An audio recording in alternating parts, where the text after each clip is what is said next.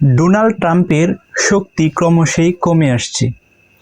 So Donald Trump কিন্তু মধ্যপ্রাচ্যের যে কান্ট্রিগুলো আছে বা দেশগুলো আছে তাদেরকে নিয়ে কিন্তু একটা রাজত্ব করতো, অর্থাৎ মধ্যপ্রাচ্যের যে কয়েকটা দেশ আছে, এই যে দেশগুলো আছে এই দেশের মধ্যে কিন্তু স্ট্রংলিভাবে ও রাজত্ব করতো। অর্থাৎ মধ্যপ্রাচ্যের সব দেশের মধ্যে কিন্তু মার্কিন সেনার কিন্তু ঘাঁটি আছে, অর্থাৎ এই ঘাঁটিগুলা ইউজ করে ব্যবহার করে ডোনাল্ড ট্রাম্প হচ্ছে ওই দেশের উপরে বিভিন্ন প্রকার শর্ত আরোপ করতো এবং উনি যা বলতো ম্যাক্সিমাম অফ সময়ে কিন্তু সেটাই হইতো। এখন ইরান কি করছে? ইরান হচ্ছে এই যে তাদের যে ঘাঁটিগুলো যেন আছে, অর্থাৎ মার্কিন সেনার যে ঘাঁটি আছে মধ্যপ্রাচ্যের বিভিন্ন দেশে, প্রত্যেকটা দেশেরই মোট 16টা ঘাঁটিকে ধ্বংস করে দিছে। এবং এই যে 16টা ঘাঁটি যেন আছে, এই 16টা ঘাঁটি কিন্তু খুবই পাওয়ারফুল এবং শক্তিশালী ঘাঁটি ছিল মার্কিন সেনাদের।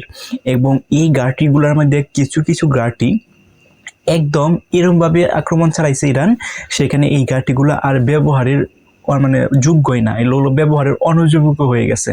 এখন এই যে ঘাঁটিগুলো যেন আছে, এই ঘাঁটিগুলো কিন্তু একটা শক্তিশালী, অর্থাৎ প্রত্যেকটা ঘাঁটি কিন্তু একটা ডোনাল্ড ট্রাম্পের একটা স্ট্রংলি এবং শক্তিশালী একটা ঘাঁটি ছিল। কারণ এই যে বেসগুলো যেন আছে বা ঘাঁটিগুলো যেন আছে, সেখানে কিন্তু মার্কিন যে সেনাগুলো আছে সেনাগুলো থাকতো এবং বিভিন্ন যে অ্যাক্টিভিটিস আছে বা কার্যকলাপ আছে সেটা কিন্তু ডোনাল্ড ট্রাম্পের পরামর্শে কিন্তু তারা করতো। এখন চিন্তা করে দেখেন, ডোনাল্ড ট্রাম্প হচ্ছে আমেরিকা, সো আমেরিকার যে ছাড়া মধ্যপ্রাচ্যে যে কান্ট্রিগুলো আছে লাইক সৌদি আরব, সংযুক্ত আরব আমিরাত, ওমান, এরকম যে মধ্যপ্রাচ্যের যে কান্ট্রিগুলো আছে প্রায় প্রত্যেকটা দেশেই কিন্তু তাদের ঘাঁটি ছিল, অর্থাৎ আমেরিকা বা ডোনাল্ড ট্রাম্প বা মার্কিন সেনাদের কিন্তু ঘাঁটি কিন্তু ছিল।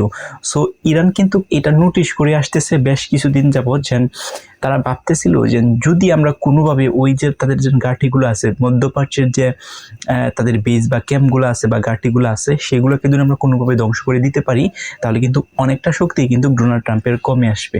সো এটার উপরে বেস করেই কিন্তু ইরান হচ্ছে এই হামলাগুলো চালাইছে, অর্থাৎ মধ্যপ্রাচ্যের দেশের মধ্যে মার্কিন সেনার যে ঘাঁটি বা বেসগুলো আছে সেইগুলোকে উদ্দেশ্য করে কিন্তু ব্যালিস্টিক মিসাইল এবং অত্যাধুনিক যে অস্ত্রগুলো আছে সেই অস্ত্র দিয়ে কিন্তু হামলা চালাইছে।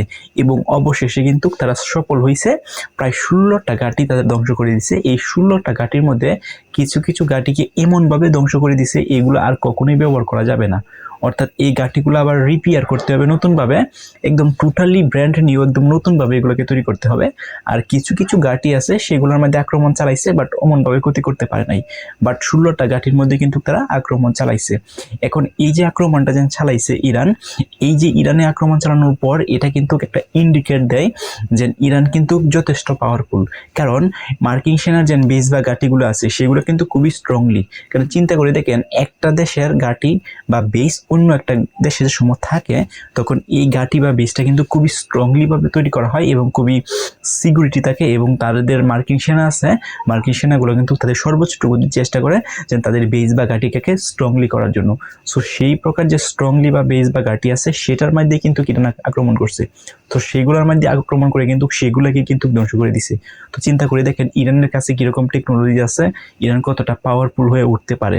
সো ডোনাল্ড ট্রাম্প হয়তো মুখে মুখে অনেক কিছু বলতে পারে, কিন্তু অ্যাকচুয়ালি কাজের ক্ষেত্রে কিন্তু কোনো কিছুই হচ্ছে না। সো ইরান কিন্তু এখন তারা যে পাল্টা জবাব আছে সেটা দিচ্ছে এবং তাদের যে হচ্ছে যে তাদের যেন একটা শক্তি আসে, সর্বোচ্চ শক্তি দিয়ে কিন্তু চেষ্টা করতেছে মার্কিন সেনাদের যে বেস বা ঘাঁটিগুলো আছে অন্তত পক্ষে মধ্যপ্রাচ্যের যে দেশগুলো আছে সেই দেশগুলো থেকে তাদের বেস বা ঘাঁটিকে উচ্ছেদ করে দিত এবং তাদেরকে ধ্বংস করে দিত।